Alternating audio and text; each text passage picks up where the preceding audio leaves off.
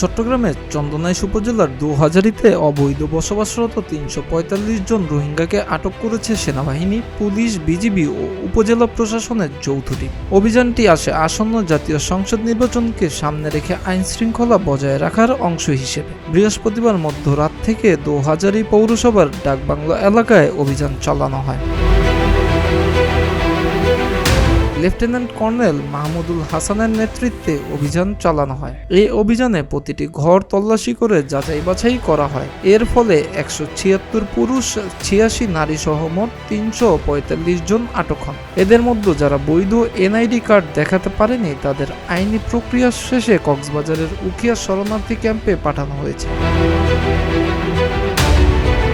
চন্দনাইশ উপজেলা নির্বাহী কর্মকর্তা রাজীব হোসেন বলেন, যাদের কাছে বৈধ এনআইডি কার্ড নেই তাদের শরণার্থী ত্রাণ ও প্রত্যাবর্ষণ কমিশনের তত্ত্বাবধানে উখিয়ায় পাঠানো হয়েছে। অভিযানটি মূলত অপরাধপ্রবণ এলাকা থেকে আইন শৃঙ্খলা বজায় রাখার উদ্দেশ্যে পরিচালিত হয়। এই অভিযান থেকে স্পষ্ট যে নির্বাচনের আগে চন্দনাইশে আইন শৃঙ্খলা নিশ্চিত করতে প্রশাসন সচেষ্ট।